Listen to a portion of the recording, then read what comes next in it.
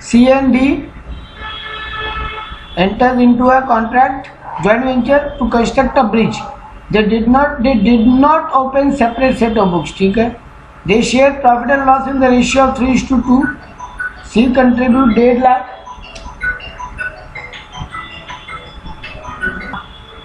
हाँ, यहाँ पे C did not separate set of books. They share profit ratio 3:2. Contribute. C contributes 1.5 lakh रुपया for purchase of material. D paid wages amounting to 80,000. Other expenses C दिया 5,000, D दिया 15,000. C purchased one machine for 20,000. The machine was taken over by C for 10,000. Total contract value 3 lakh है. Received by D. What was the profit on the venture? तो total कमाई आ रहा है 3 लाख, जिसमें से क्या क्या खर्चा लग जा रहा है. 1.5 लाख का नहीं तो पर मटेरियल लाया गया. इसके अलावा वेजेस दिया गया 80,000 और 15,000 का एक्सपेंसेस सी दिया, डी दिया 5,000 का. 15 और 5 20,000 का टोटल एक्सपेंस लगा. इसके अलावा एक मशीन खरीदा गया 20,000 का, जिसको बाद में सी ले लिया 10,000 में. तो अल्टीमेटली खर्चा लगा 10,000 का. नुकसान हुआ मतलब लॉस हुआ 10,000 का. कुल मिला के कितना खर्च लगा? 1.5 लाख प्लस 80 220 प्लस 30 250. तो 3 लाख का टोटल कॉन्ट्रैक्ट हुआ, जिसमें 250 खर्चा लगा. हिसाब से तो 50,000 का प्रॉफिट हुआ. यह आंसर क्या दिया हुआ है? आंसर लिखते हैं उसको नीचे जाएगा. ये रहा 10 नंबर का आंसर दिया हुआ है बी.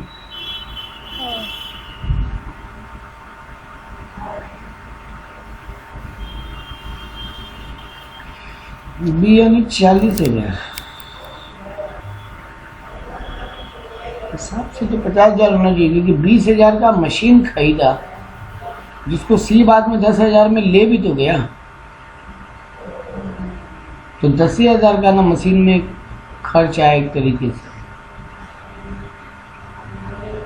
1.5 plus 20 170 plus 80 250. हाँ ठीक ही तो है. एक मिनट, खर्चा जोड़ने में गलती की है क्या? 1.5 लाख प्लस 80,000 कितना होता है? 230 होता है ना.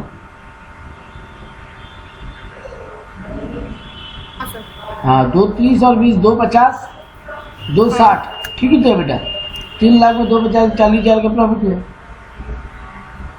कैलकुलेशन मिस्टेक हुआ. शायद यही हुआ होगा. हाँ ठीक है. तो 40,000 रुपये आंसर तुम्हारा है. और बोलो. क्वेश्चन नंबर 15 अच्छा 15. A brought goods value ₹10,000 and consigned them to B for sold them at joint venture. A 10,000 का सामान लाया, B को दे दिया बेचने के लिए. अब प्रॉफिट लॉस इक्वली बांटने का बात हुआ है. A 1,000 का फ्रेट दिया है, इंश्योरेंस दिया है, और एक बिल ड्रॉ किया है 10,000 रुपया का, जिसको बैंक से डिस्काउंट करा लिया 9,500 में. B sold the goods for 15,000. Commission payable to be 500 रुपया. Find out the profit on the venture. Same logic. कितने का माल बिका? 15,000 में माल बिका. 10,000 का तो गुड्स का कॉस्ट लग गया. इसके अलावा 1,000 का फ्रेट लगा, 500 रुपया का डिस्काउंटिंग चार्ज लगा, 500 रुपया का कमीशन. तो 1,000 रुपया और खर्चा हो गया. कुल मिला के 12,000 खर्चा हुआ. आंसर ये होगा. 15 नंबर का आंसर क्या है? ए है. यही तो है बेटा. आप पता है गलती कहाँ कर रहे हो? आप पकड़ के एक्सपेंसेस नहीं ढूंढ रहे हो. आपको पकड़ के एक्सपेंसेस ढूंढना पड़ेगा.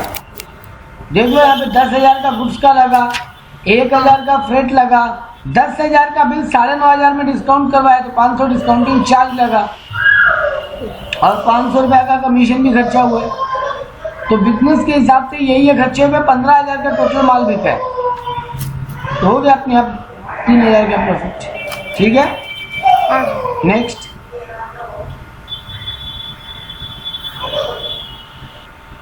नेक्स्ट हाँ सर, एक second. 29। 29. A and B enter into a joint venture selling total loss equally. A purchase 100 kg of rice for 20 rupees per kg. Brokerage दिया 200 रुपया, कैरेज दिया 300 रुपया. B 90 kg राइस 22 रुपया करके बेच दिया. And balance of the rice were taken over by B at cost. The value of rice taken over to be recorded in joint venture will be. कितने रुपया का राइस वो घर लेकर गया?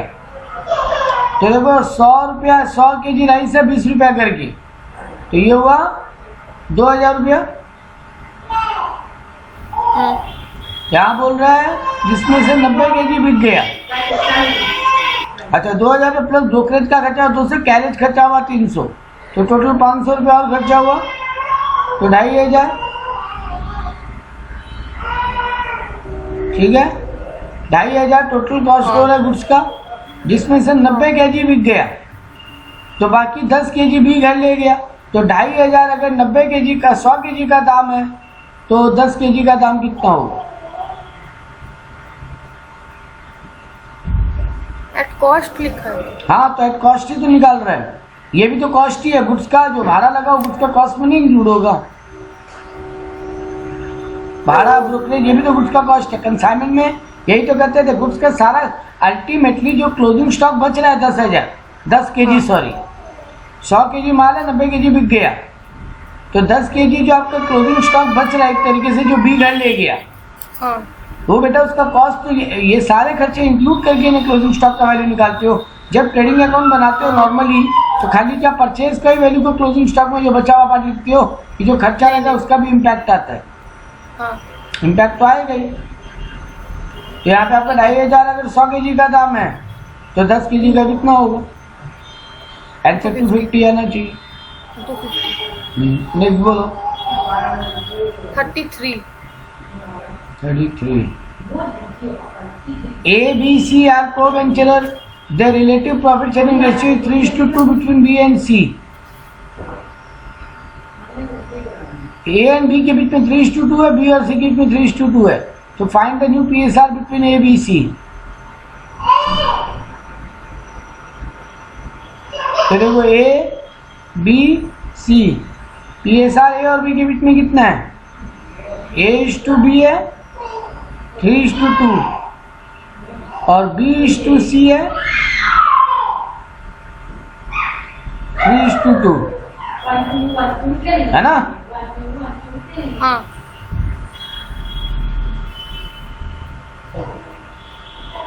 क्या होगा देखो, तुमको यहाँ में क्या करना है? B का जो पहला रेशियो कितना है? 2 ना, हाँ उससे सबको मल्टीप्लाई करो, सबका रेशियो आ जाएगा.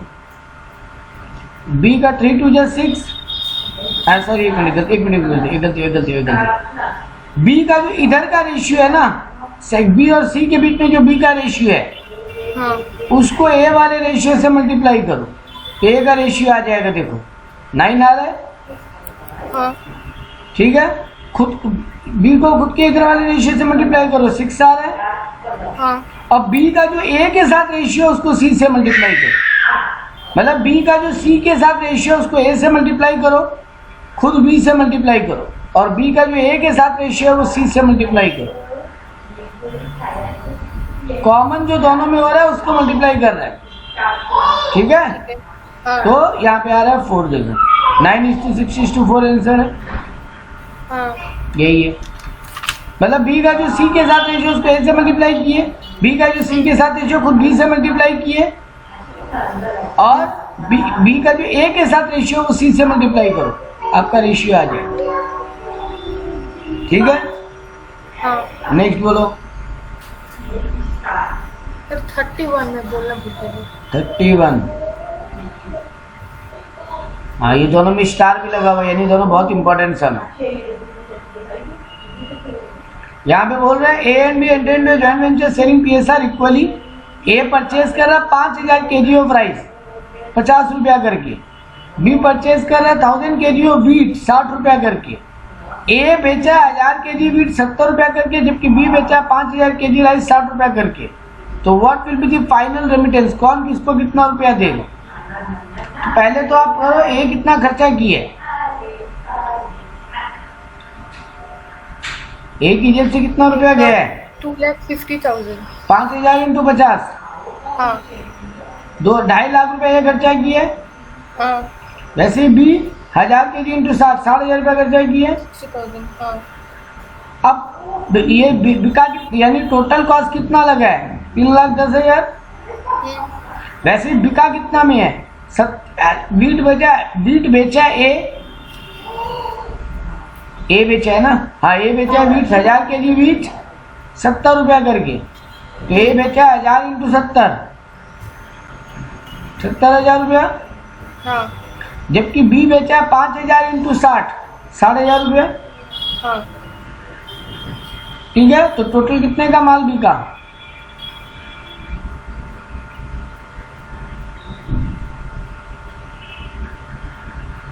दो लाख 70 और 60, 1,30,000। प्रॉफिट एंड लॉस इक्वली बांटने का बात हुआ है। रिमेनिंग राइस का क्या हुआ, कुछ भूला नहीं है तो?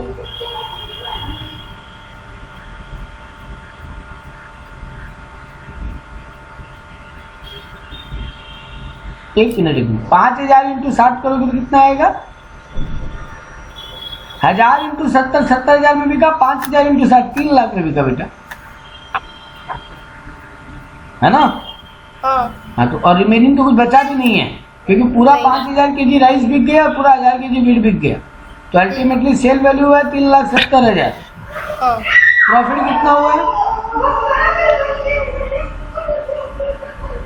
3,10,000 माइनस 70, 60,000 का प्रॉफिट हुआ है। 60,000 को दोनों इक्वली बांटेगा, 30,000। तो अल्टीमेटली ए की जेब से गया 2.5 लाख रुपया, ए के पास रिकवर होकर 70,000 आ गया, और 30,000 का उसका प्रॉफिट भी बनता है। तो यानी एक ए की जेब से 1.5 लाख रुपया एक्स्ट्रा लगा हुआ है। वैसे ही बी पे आ जाओ, बी 3 लाख का बीट बेचा है, राइस बेचा सॉरी, जिसको उसका जेब से लगा है 60,000, तो 3 लाख माइनस 60,000, 240, और उसका प्रॉफिट भी काट लो, वो अपना 30,000 का प्रॉफिट भी रखेगा, उसकी जेब में बचा हुआ 210। ठीक है ना? तो यानी बी ए को पैसा देगा कितना?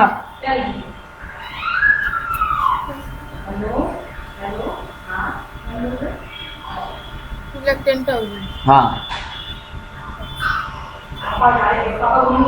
बी विल रेमिट टू ए 2,10,000। ठीक है, बोलो नेक्स्ट।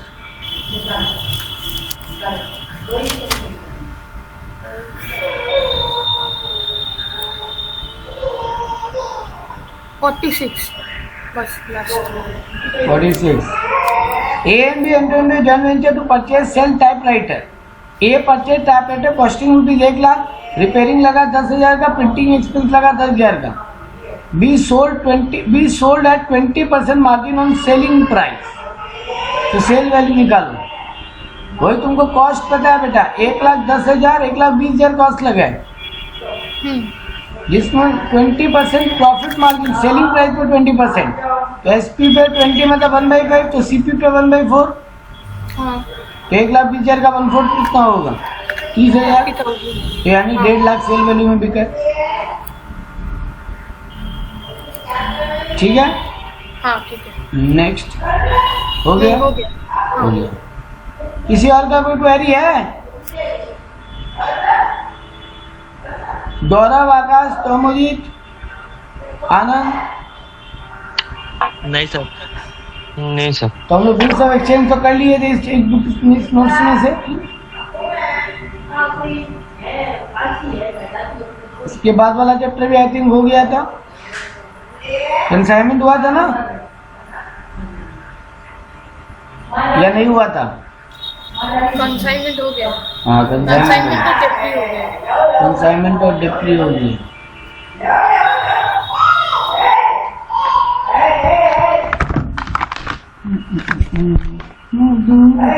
तो हम लोग नेक्स्ट चैप्टर की तरफ जाते हैं।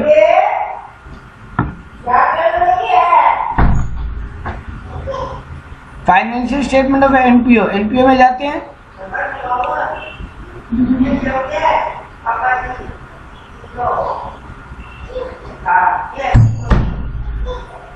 चलो, the purpose of preparing final account is to ascertain, final account क्यों बनाते हैं?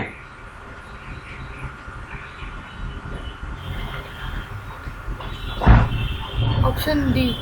दोनों के लिए। सर आपको फाइनल अकाउंट पूछा, खाली बैलेंस शीट नहीं पूछा, या खाली पीएल नहीं पूछा। पीएल से आप प्रॉफिट एंड लॉस निकालते हो और बैलेंस शीट से आप अपना फाइनेंशियल पोजीशन, यानी दोनों निकलता है final account. If the manager is entitled to 5% on net profit before deduction of the commission, he will get commission dash on profit of 8,400 before commission. अगर बिफोर कमीशन है तो क्या होगा? सीधा सीधी इंटू 5/100। मेरा लास्ट एडजस्टमेंट फाइनल अकाउंट का हाँ 5% before deducting commission है, 8,400 इंटू 5/100। जबकि अगर आफ्टर होता तो 5/105 हो जाता। यहाँ पे आएगा 8,400 का 5%, 420। हाँ ठीक है। द बैलेंस ऑफ पेटी कैश इज, पेटी कैश में जो बैलेंस बचता है वो क्या है? Expense, income, asset, liability. पेटी कैश होता क्या था? हम तुमको 10,000 रुपया हर महीना भेज दे रहे हैं, तुम मेरी ब्रांच संभालते हो, हम तुमको 10,000 रुपया हर महीना भेज दे रहे हैं और हम तुमको बोल रहे हैं तुम्हारा जो भी खर्चा हो उससे चलाओ, छोटा मोटा खर्चा उससे मेंटेन करो। तुम्हारा ईयर एंड मंथ एंड में तुम हमको डिटेल बताए कि 8,000 खर्चा हुआ, 2,000 बच गया। तो ये जो 2,000 बचा हुआ है ये ब्रांच के लिए क्या है? एसेट, लायबिलिटी, एक्सपेंस, इनकम क्या है? इनकम। एसेट है बेटा। हेड ऑफिस ब्रांच को जो पैसा भेज रहा है वो इनकम थोड़ी ना हो सकता। ये पड़ा है पैसा उसके पास, यानी एसेट के रूप में। कैश बैलेंस ऑलवेज एसेट होता है, सिंपल सा बात होती है। Fixed assets are kept in the business for use over a long period of time, means for resale, means for conversion into cash, all of the above. Option A. Option A. Manufacturing account क्यों बनाते हैं? To ascertain the profit and loss of goods produced, to ascertain the cost of manufacturing goods, to show the sale proceeds from goods produced during the year, both B and C. हाँ, manufacturing account खाली manufactured good का cost निकालने के लिए होता है। Profit and loss या cell आप ट्रेडिंग पीएल में दिखाते हो।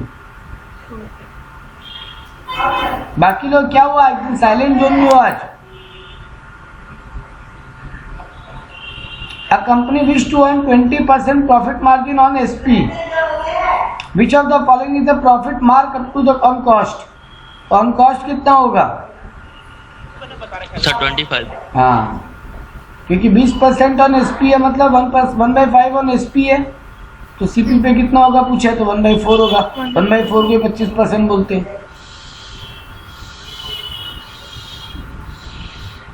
Eight the time of preparation of final account, bad debt recovery account will be transferred to, bad debt recovery account को कहाँ डालते हैं इन चारों में से? प्रॉफिट एंड लॉस में था। हाँ, पीएल में तो डालते हैं sir. Cash to bad debt recovery entry होता है बैड डेट पीएल में, यहाँ पे भाई बैड डेट रिकवरी लिख देते हैं और बैलेंस शीट में कैश में उसको ले जाके ऐड कर देते हैं। ये तो ट्रीटमेंट होगा बैड डेट रिकवरी का, और जनरल एंट्री भी पता होगी। Next, depreciation appearing in trial balance should be, trial balance में डेप्री निकले उसको कहाँ डालोगे? पीएल में डेबिट करोगे, बैलेंस शीट में लायबिलिटी दिखाओगे, क्या एसेट से माइनस करोगे कि both A and C? A and C both. A and C. Only A. Trial balance में कभी कोई चीज जितना उसका डबल इम्पैक्ट होता है क्या? उसका ऑलरेडी जनरल एंट्री पास हो चुका है, मतलब वो ऑलरेडी डेप्री टू एसेट किया जा चुका है, मतलब ऑलरेडी उसको डेप्री का लेजर में डाल चुकी है टू एसेट बोल के, और एसेट के लेजर में लेस डेप्री कर चुकी हैं। तो अल्टीमेटली डेप्री का जो बैलेंस शीट बचेगा वो कहाँ जाएगा? बीडी बन के पीएल के डेबिट में तो, और एसेट तो ऑलरेडी तुम माइनस कर चुके हो, तो दोबारा वो दो इफेक्ट कैसे डाल सकते हो? ट्रायल बैलेंस के आइटम का डबल इंपैक्ट नहीं होता। एडजस्टमेंट्स में जब दिया हो तब, यानी उसका जनरल एंट्री पास नहीं हुआ इसलिए उसका डबल इंपैक्ट होता है। क्लियर है मेरा बात एकदम? हाँ सर। गौरव, हाँ sir. Gross profit is equal to sale minus cost of goods sold, sale minus closing stock plus purchase, opening stock plus purchase minus closing stock minus जो है वो option A, sales minus cost of goods sold, cost of goods. तभी GP आ जाएगा। दूसरा वाला में से क्या आता? सेल में से क्लोजिंग स्टॉक माइनस करते और परचेज ऐड करते, सीओजीएस आता सर इससे। Opening plus purchase, opening plus purchase minus closing करने से सीओजीएस आता। सर सेल में से क्लोजिंग स्टॉक माइनस करे और परचेज ऐड करे, इससे कुछ नहीं आता। तो पहला वाला आंसर करेक्ट है। The profit and loss account shows the financial result of a concern period, financial position of a concerned period, financial concern of a particular date and cost of goods sold during the period. Sir ये number एकदम PL से result निकल कर आता है, balance sheet से position पता चलता है of a particular period, date का कभी नहीं होता। बैलेंस शीट पीएल एक दिन का नहीं बनता, बैलेंस शीट पीएल पूरे साल का बनता है sir. Clear? Balance sheet PL are not prepared for a single day. We prepare balance sheet PL for a particular period. PL we get financial result, result यानी वो प्रॉफिट या loss, and balance sheet से position, तुम्हारा business कितना strong या कितना week है। कैसे पता चलता है? बैलेंस शीट देख के बिजनेस कितना स्ट्रांग कितना वीक है। यहाँ कैपिटल आता है, यहाँ नॉन करेंट एसेट, यहाँ करंट एसेट, यहाँ non current liability, current liability, यहाँ नॉन करंट एसेट और यहाँ करंट एसेट, ये तो आता है बैलेंस शीट में। तो और ये बहुत सारे मैच हो जाता है। मान लो ये 10 लाख है, ये 5 लाख है, ये 2 लाख है, ये 17 लाख हुआ, ये मेरा 11 लाख है और ये मेरा 6 लाख है, हो गया 17 लाख। इसको देख के क्या समझ में आया? बिजनेस स्ट्रांग है कि वीक है?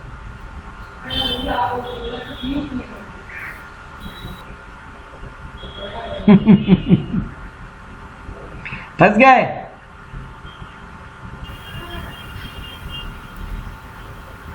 बोलो भाई लोग, आप लोग ऑडिट करके आए हो, आइडिया तो आइडिया स्ट्रांग है, एसेट ज्यादा है। एसेट ज्यादा है, मेरे को तो दोनों साइड 17 लाख दिख रहे हैं। Current asset sir, current asset current liability से ज्यादा है, एक तो ये नोट करते हैं। दूसरा इंपॉर्टेंट बात क्या नोट करते हैं पता है? तुम्हारा कैपिटल ज्यादा है, यानी ओनर्स फंड ज्यादा है बोरोइंग से। लॉन्ग टर्म लायबिलिटी मतलब loan, debenture, long term borrowings, है ना? हाँ सर। तो तुम्हारा लायबिलिटीज, आउटसाइड लायबिलिटीज, बोरोइंग्स और लोन कैपिटल से कम है, यानी कंपनी यहाँ पे स्ट्रांग है। अगर ये पूरा पैसा मांगने आ जाए तो भी कंपनी चुकाने का ताकत रखता है और बिजनेस फिर भी बर्बाद नहीं होगा। और वही यहाँ पर करंट एसेट 6 लाख है, करंट लायबिलिटी 2 लाख है, मतलब अभी अगर पूरे करंट लायबिलिटी वाला पैसा मांगने आ जाए तो भी तुम स्ट्रांग हो। ये 6 लाख तुम मार्केट से रिकवर करके 2 लाख चुका भी दोगे और तुम्हारा बिजनेस का वर्किंग कैपिटल को फर्क भी नहीं पड़ेगा। तो ये दो चीजों को नोट करते हैं, चेक करने के लिए कि मेरा बिजनेस का पोजीशन कितना स्ट्रांग है। ठीक है? Which of the following is not a financial statement? P L, balance sheet, cash flow, trial balance. Cash flow, trial balance financial statement नहीं है। वो फाइनेंशियल स्टेटमेंट में आता है trading P L, balance sheet, notes और cash flow. Financial statement word के अंदर क्या आता है? Trading, P L, balance sheet, cash flow and notes to accounts. जब कंपनी अपना फाइनेंशियल स्टेटमेंट बोलता है मतलब वो यही चीज बनाकर शेयर होल्डर को सबमिट किया। ठीक है? ट्रायल बैलेंस शेयर होल्डर को नहीं जाता, फाइनेंशियल स्टेटमेंट में नहीं इंक्लूड करते उसको। Based on which of the following concept share capital is shown in the liability side of a balance sheet. इनमें से कौन सा कंसेप्ट तुमको बोलता है कि कैपिटल लायबिलिटी है?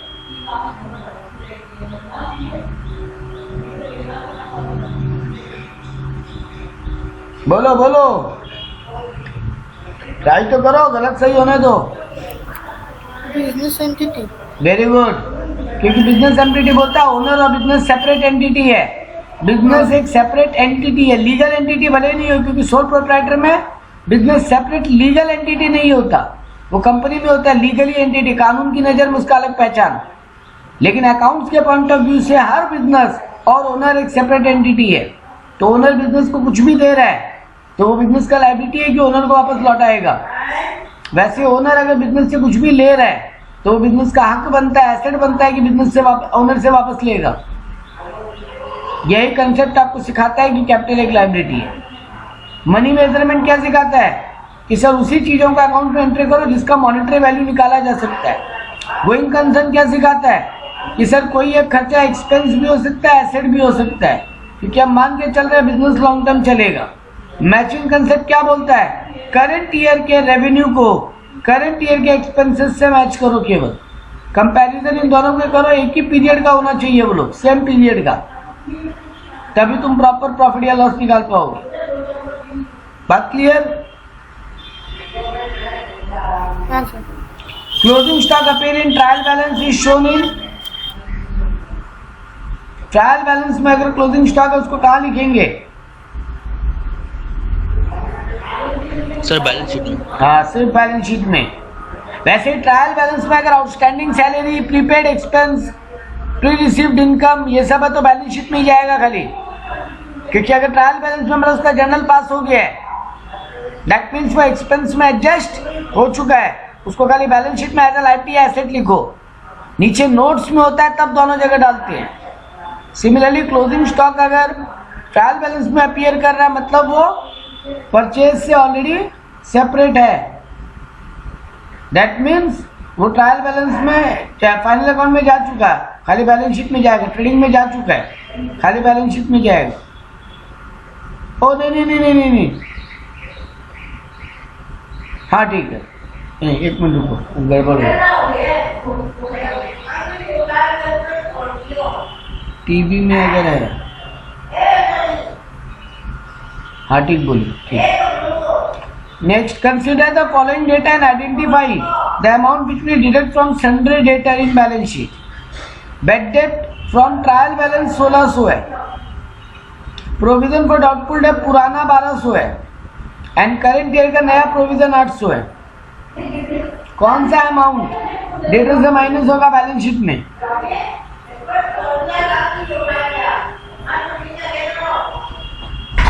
बोलो बोलो सर आपका आवाज कट गया था, एक बार फिर से बोलिए। क्वेश्चन नंबर 14 में तो हाँ सर। हम बोल रहे हैं तुम्हारा सन्ड्री डेटर से कौन सा अमाउंट माइनस होगा। ट्रायल बैलेंस में एक बेड डेट दिया हुआ है 1600, प्रोविजन फॉर डाउटफुल डेट पुराना है 1200 और करंट ईयर का नया प्रोविजन है 800।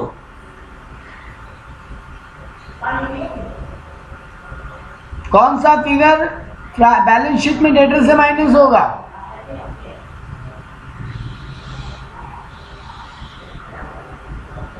सर 1600 और 800, 1200 तो ऑलरेडी होगा ना इंक्लूडेड उसमें ट्रायल बैलेंस वाले बेटा में। 1600 भी ऑलरेडी नहीं हो गया होगा, अगर वो ट्रायल बैलेंस में मतलब उसका जर्नल पास हो गया होगा। हाँ सर। बेड डेट का जर्नल क्या पास होता है? बेड डेट टू डेटर, हाँ सर। मतलब ऑलरेडी डेटर से माइनस हो चुका है बेड डेट। एडजस्टमेंट में जब देता है ना नीचे फर्दर बेड डेट और बेड हाँ डेट, वो माइनस होता है डेटर से, तो सिर्फ 800 माइनस होगा। बात क्लियर? हाँ सर।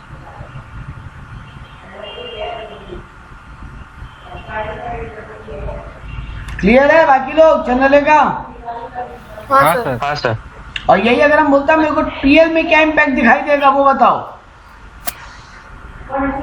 सब पहले से बेड डेट था 1600, पुराना प्रोविजन माइनस होता, नया प्रोविजन ऐड होता। है ना। हाँ और फर्दर बैड डेट अगर होता तो वो भी ऐड होता। ये बैलेंस पीएल में इंपैक्ट जाता है, बैलेंस शीट में नया बैड डेट तो नया पीएल जाएगा केवल डेटर से माइनस होने के लिए। Inventory is included in the category of fixed asset and investment, a part of current asset and intangible fixed asset. Option A. Stock को फिक्स्ड एसेट में कब से डालने लग गए? ओ इन्वेंट्री माने स्टॉक, इन्वेंट्री माने क्लोजिंग स्टॉक, ठीक है। हाँ क्लोजिंग स्टॉक तो करंट एसेट में जाता है। हाँ for a good distributed free sample in the market, journal entry will be. Free sample बांटने क्यों करता है कंपनी? एडवर्टाइजमेंट के लिए। जी। एडवर्टाइजमेंट एक एक्सपेंस है और वो मेरा फ्री सैंपल कहाँ से आया होगा? हम खरीद के लाए होंगे, तो परचेज को कम कर दो। Option C. At the time of finalisation of financial statement, bad debt written off to be transfer to. Bad debt को कहाँ फेंक देते उठा के? बीएल, है ना। हाँ general manager get 6% commission on net profit after charging such commission. Company का ग्रॉस प्रॉफिट 1,20,000 है और indirect expenses other than manager commission 14,000 है। तो बताओ कमीशन का अमाउंट कितना होगा? तो पहले तो तुमको जीपी पता है 1,20,000, तुम्हारा अदर एक्सपेंसेस 14,000, तो हिसाब से नेट प्रॉफिट कितना आता? 1,08,000, 1,06,000, सॉरी 1,06,000।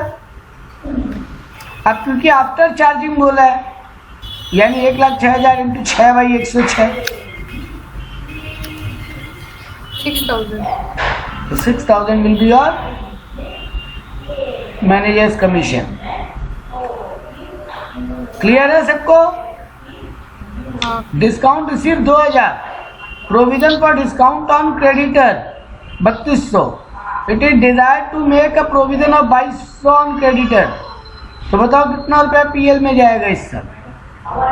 तुम्हारा ऑलरेडी डिस्काउंट रिसीव्ड है 2,000, तुम्हारा पहले से 3,200 का प्रोविजन बना के रखा हुआ है, तो पहले तो वहां से 2,000 एडजस्ट कर लो।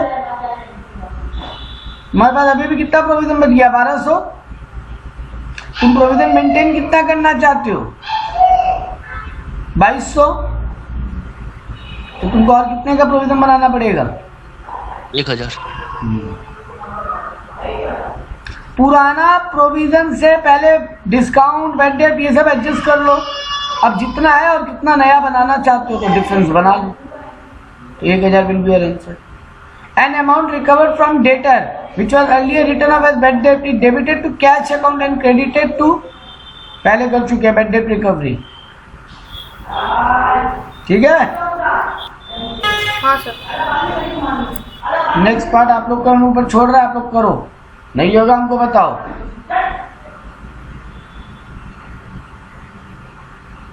हो गया मोटा मोटी खत्म।